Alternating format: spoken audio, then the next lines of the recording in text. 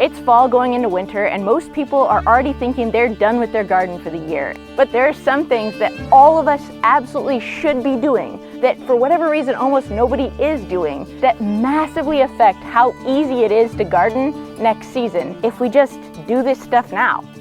So let's talk about how to fix things at the root and feed, protect, and test your soil so that next season your garden totally runs itself. So come on in and we'll do those things together.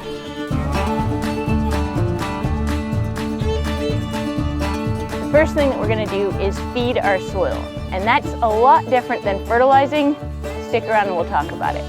Now, if you've followed along for a while, you know that I don't till and I don't use cover crops, and I most certainly do not rotate my plants every year. Almost every problem we face in the garden, all of them come down to one issue: the soil. When your soil is healthy, everything else falls into place. Weeds stop showing up, pests don't multiply, nasty fungal issues and diseases can never get a foothold, and when it comes to watering, healthy soil is basically like a giant sponge. You water less, you stress less, and you grow more. The soil in our gardens has so much microbial life going on just beneath where our boots are, and I think that's why we kind of forget that it's basically like a whole alive city down there. And when we feed our soil, we're funding public works. When we till our soil, we're basically dropping a bomb downtown. So instead of tilling and turning your soil over year after year, let's get in the habit of adding to it layer by layer year after year and letting the underground city workers do the good work for us. As lazy gardeners, we study the forest, the giant garden that totally takes care of itself, to figure out tips and tricks that we can take home with us to our own garden. And as such, it's fall. What happens in the forest in fall?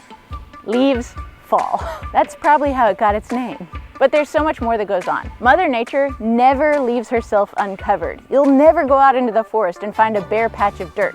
There's always something falling from trees. There's fruit and nuts and birds that fly through and poop on their way past, deer that walk by and other animals, and then sometimes those die, and then all of that turns into soil that is getting added to year after year after year. So if we want to take lessons from the forest and apply them in our home gardens, as we're clearing out our garden beds, we're harvesting things, foliage is dying off because of the frost, we want to make sure that our soil in our garden is covered at all times. A lot of people don't start thinking about compost or fixing their soil or anything else until the spring, and in that they're doing themselves a huge disservice, because fall and winter is actually the absolute best time to put compost and mulch into our gardens. A lot of people don't want to put compost on their garden beds in the fall because they are thinking of compost like fertilizer, and they're worried that over the winter months, all of the nutrients in the compost are going to wash away. If you were to fertilize your garden beds in the fall, yeah, all of those nutrients would wash away because synthetic fertilizers are water soluble, whereas compost is water insoluble. So all of the good nutrients are not going to wash out of this stuff. And huge benefit of putting your compost on your garden in the fall is that you can get a lot more leeway with your compost not actually messing up your garden by spreading it in the fall and then letting nature do its thing throughout the fall, winter, and early spring, mellowing out and automatically balanced, even kind of unbalanced compost. So if this is your first or second year doing it and you're not really sure what's happening when you're composting, put it out in the fall. Let the underground highway workers do the good Lord's work for you. Synthetic fertilizers are like fast food for your garden, and compost is like good food and hard work for your garden. Fans of conventional gardening would say that spreading compost in the fall is silly because it's just creating a blank slate for weeds to grow come spring. And I probably would agree with you if I didn't understand what jobs the compost and the weeds do in our city analogy. Weeds are the city's first responders. They come and fix imbalanced soil and cover uncovered soil. But if we have balanced soil, then weeds don't have to show up come spring. Therefore, we as lazy gardeners have way less work to do when it comes to weeding. So why wouldn't we put our compost and our mulch out in the fall? And this pile of compost that I'm sitting in is actually a perfect example of this. A few months ago, I spilled a giant bucket of compost in this area. And as you can see, there are no weeds growing in it because this is really well-balanced, quality soil. But if you look around me, pretty much anywhere else in this whole area, there are weeds aplenty. And by the way, my son wants to star in this video, which is why he's making all that noise if you can hear it. What do you think about this compost pile, buddy? Should we go spread it in the garden so it can do the good Lord's work for us and we can be lazy gardeners next season? I think so.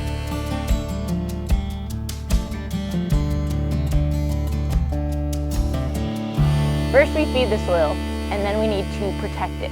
And studying the forest as we do, we protect our compost layer with a layer of mulch. I use arborist chips, call my local power company, find out when they're trimming the trees in this area, and offer a free dump site so I get as many free wood chips as I want. You can also use fallen leaves. If you live in the city, your neighbors are probably raking up their leaves about now and putting them out on the curb. Hop up and grab them before garbage collection does. Also, every single time I say anything about wood chips and gardens online, about 1 million people chime in and say, "Nuh-uh, wood chips rob nitrogen from the garden." Well, actually... I hate to tell you, but that's not actually quite how science works. Yes, if you till your garden every year and you till your wood chips into the soil, you are going to have fertility issues at least for a few months because wood chips are made of carbon, and carbon needs nitrogen to turn into soil. So all that to say, the only thing you actually need to remember about this is that nitrogen loss only happens when you mix raw wood directly into your soil. Leave it on top and it will slowly decompose and turn into good nutrients for your soil. And in that way, it's a sidewalk buffet, not a bank robbery like so many people seem to think.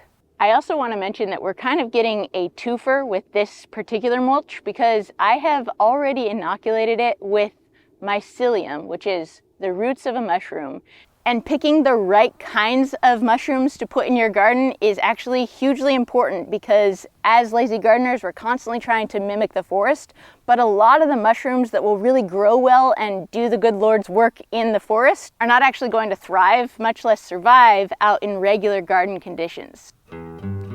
These are wine cap mushrooms, and these are fantastic things to plant in our gardens if we want to supercharge our fungal network. Not only are they edible and quite delicious, they're one of those things that you can kind of plant and forget and you'll have them coming back year after year after year. Wine cap mushrooms are the ultimate lazy gardener fungus. And if you're wondering why any of that is important in a fall and winter gardening video, here's the connection point.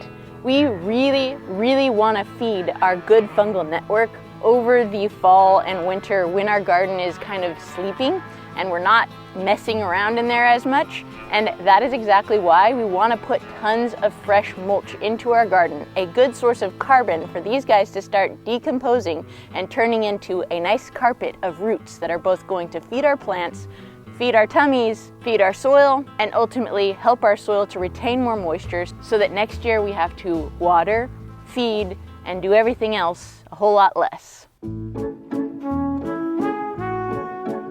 At the end of the gardening season and going into winter when there's a whole lot less to do outside and a lot fewer daylight hours always has me thinking even more than summertime about the importance of talking about mental health. And that's why I'm proud to work with BetterHelp, the sponsor of today's video, because BetterHelp removes so many of the obstacles that so many of us have faced before when we're looking for a therapist. Forget calling to make an appointment and figuring out the parking situation. All you have to do to get matched with a therapist on BetterHelp is fill out a short online survey and they quickly match you with a therapist. If you ever want to switch therapists or change your therapy schedule or schedule group sessions, which actually come with your subscription to BetterHelp, you can do all of that super easily within the app. One of the things I love most about using BetterHelp is I have been matched with the same therapist for a couple years now, and I never have to leave the farm to go to our appointments. And just a note, I think a lot of us are afraid to seek out therapy if we've never done it before because we're thinking that we're going to be stuck in something for forever and not actually fix our problems. But the best therapists, in my experience, give you the tools that you need to work through the issue that you're working through and move forward with your life. It's not a forever thing for most people. And frankly, that's what I love most about my therapist. We're not planning on forever together. She's working with me week to week on building the skills that I need to be someone who shows up better for every aspect of life, to be a better mom, to be a better wife, to be a better friend, and, you know, to enjoy life a little bit more than I have in the past. So if you're ever struggling and you feel like talking to someone about it might help, check out BetterHelp. To learn more or to sign up for therapy, go to betterhelp.com. And if you use the code AnnofAllTrades at checkout, you'll get 10% off your first month of therapy. I do know, though, that not everyone has access to arborist wood chips like I do, and that's totally fine. There's so many other things you can use. You can use leaves. Because I'm a woodworker, I have tons of sawdust that I like to use both in the garden and in the garden pathways. If you have animals like goats or rabbits, you can actually use the bedding from your barn right out on your garden soil without having to compost it first. And actually, we always say that putting chicken coop bedding straight from the coop into our gardens is a really bad idea, and I will still hold to that, except that, again, if you put your mulch on in the fall, you'll be able to get away with a little bit more than you would if you did all of this in the spring. And before we leave the topic of mulch entirely, the questions I get asked the most about this stuff is, does the kind of wood matter? And the answer is no, not really. Most trees that will grow in North America are pretty much fine to use as mulch. Tons of people get up in arms when I talk about using walnut in the garden. The reality is that juglone, the chemical compound people are worried about when it comes to walnut, is concentrated in the leaves of the tree and in the roots of the tree. And even in the leaves, it washes away pretty quickly. I have tons and tons and tons of walnut chips and walnut sawdust from my wood shop out here. Never caused an issue.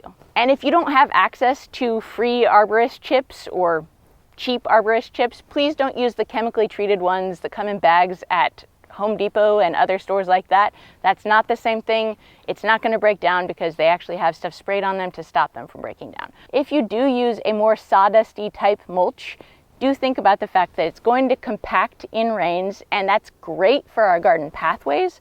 And it's also great to protect our compost over the winter, but it's not as great for little seedlings to try to grow up through in the spring. So anytime I use sawdust actually in the garden beds, I try to add in a few other things that'll just give it a little bit more volume and stop it from truly compacting. So I feel like that's a lot. Let's move to a new spot. A little too familiar in here, bro.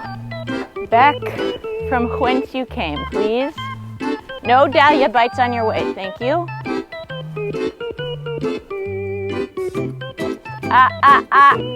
Thank you. By the way, this is not actually a whip. Well, it is a whip, but they have never been whipped with it. For whatever reason, donkeys hate wavy things, and so all I have to do is wave it in their general direction, and they really don't like it, and so they obey very nicely, and it saves me from getting kicked. Try that again and see what happens. I'll snuggle you and probably give you some snacks. You might notice that this section of the garden looks a whole lot different than, say, this section of the garden, and there's very good reason for that. At the beginning of this year's growing season, I was busy growing a baby, and I knew that I was not going to be able to actually utilize this entire gardening area, and I let this whole section just go completely wild, knowing full well how easy it is to actually reclaim this growing space for next year's garden now that I have my time and energy back. Well, at least some of my time and, in theory, some of my energy back. If I were to think about reclaiming this whole area from a conventional gardening standpoint, this would be a pretty daunting project because I would have to either come in and till up all these weeds, but they've already all gone to seed, so I don't really want to till those weed seeds into my soil, or I'd have to come in and hand pick all these weeds and try to not drop any of the weed seeds down into the soil. And both of those things are absolutely the wrong way to be thinking about reclaiming any of this area. Here's exactly how I'll reclaim this garden bed, the lazy way. First, I'm going to sprinkle some compost right on top of all of this random stuff. I'm not going to worry about the weeds or their seeds or even the fungal issues that are on them because as we've said, all this stuff is gonna get taken care of by the soil just getting healthier. So then the next thing I'm gonna do, plop some cardboard on top to smother everything that's going on down there. 2 quick notes on cardboard. You wanna use non-glossy cardboard that doesn't have ink or tape on it. Black ink is okay, but colored inks and waxes and glosses and things are not as great. Also, if it's windy where you're at or you're worried about the cardboard blowing away, soak it with a hose as you're doing this. Problem solved. Then, on top of the cardboard, I'm gonna put a nice heaping pile of mulch and just totally cover the whole area with mulch. This is both going to weigh the cardboard down. It's gonna help retain enough moisture to actually make sure that the cardboard breaks down over winter. It's gonna keep the cardboard from blowing away.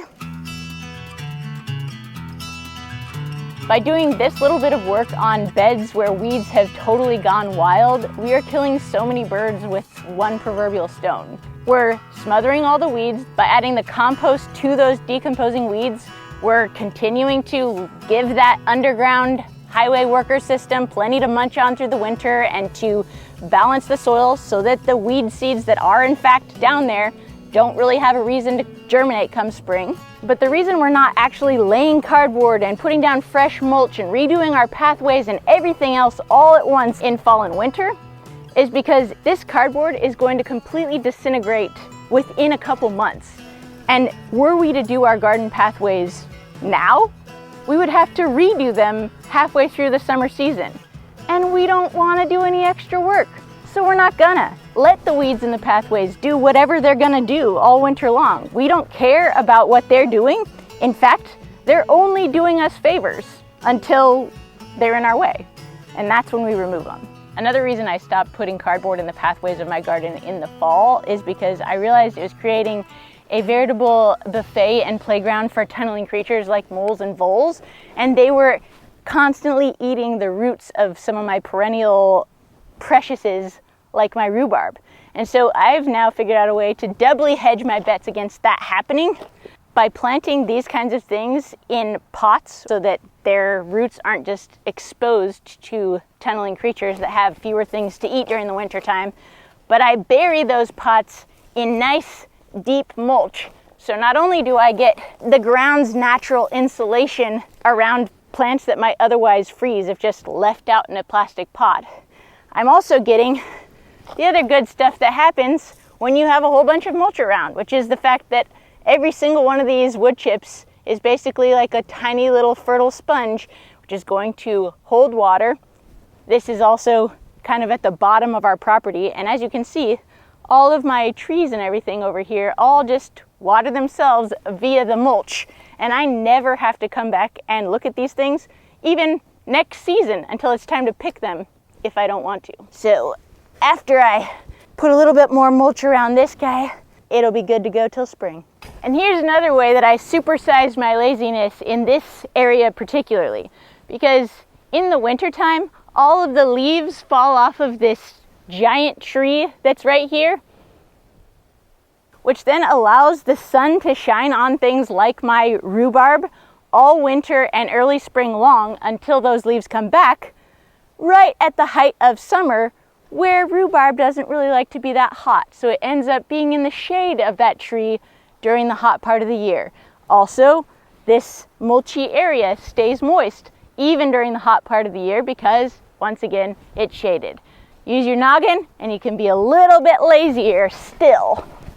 And if Mother Nature won't actually break down your cardboard within a single season, the donkeys will. So, thank goodness they're so passionate about helping us with our recycling.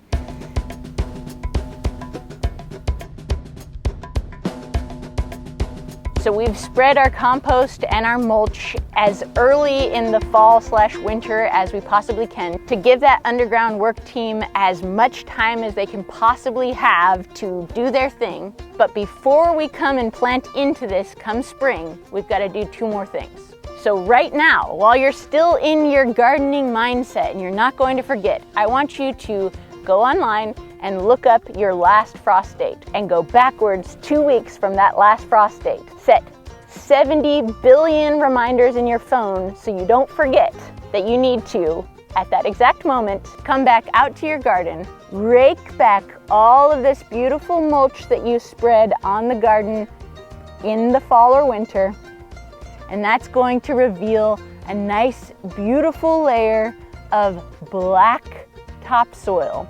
There are a few reasons why it's really important to do this a few weeks before we start planting. First, early in the spring, that brownness doesn't serve us as well as some blackness will, because black will absorb the sun's rays and heat up the soil a whole lot faster than brown will. That's going to pre-warm our beds so that not only can we possibly get away with planting our seedlings a little bit earlier than we might otherwise be able to do, it's also going to help our seedlings that we do plant in this nice, beautiful, rich soil get a better head start at life. It's also going to help us in a huge way when it comes to pest prevention. Because one huge mistake tons of lazy gardeners make in the spring is that they try to plant their little seedlings directly into the mulch. But if we scooch all this stuff back away from our little baby seedlings, we've also essentially moved all of our pests away from our plants as well. Because one huge misunderstanding a lot of people have is that if you bring wood chips or mulch or whatever into your garden, you're bringing a whole bunch of pests along with it. But the reality is, the pests are already there. It's just that we start seeing them a whole lot more. Yes, would you like to contribute, sir? Yeah, is that funny? Is that funny? So just scooch that stuff out of the way. Your beds will get warm. It'll help you get a better head start. As your plants start getting established and it starts getting warmer, you can then go ahead and start scooching this stuff back up closer to your plants so that in the heat of summer, this stuff can really start doing its job when your plants are no longer as vulnerable to the early season cold or the pests that will really like to snack on your young tender seedlings. All right, little muffin, you are really the star of this video. But wait, there's one last thing we gotta do at the same time as we rake all of this mulch back away from our garden beds in the spring. We either need to remember to order a soil test and get it in enough time to actually use it, or we need to remember to use the soil test that we ordered earlier when we set the alarms in the first place, because it's only at this point that after the underground work crew has done its work on your compost and your mulch that you'll actually know what is still missing. Maybe your compost wasn't as balanced as you thought. Maybe your mulch changed the acidity of your soil a little bit.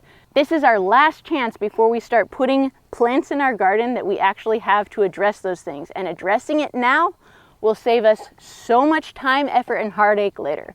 Because as we have said so many times at this point, healthy plants come from healthy soil.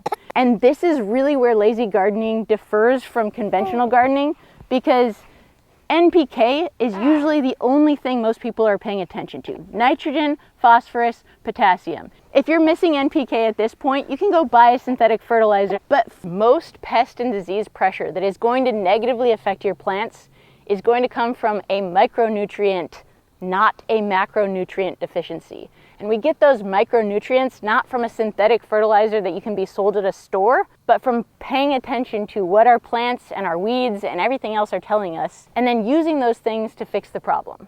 Tons of companies make soil tests. This is the one that I recommend, mostly because it gives you really good data and they're not trying to sell you anything by testing your soil. And in that, this is then a shameless plug for me to tell you to leave this video and go watch our Weeds Are the Answer to Your Garden Problems video, because any micronutrient issues you're having in your soil can be fixed simply by using all the free stuff that's growing around you. I will see you in that video. Cheers! Okay, little buddy, you wanna play with the leaf? Look at it. Look at that leaf. Here you go, you can have it. You want to play with it? There you go. You can even eat it if you want. I know you want to. I know it. I know it.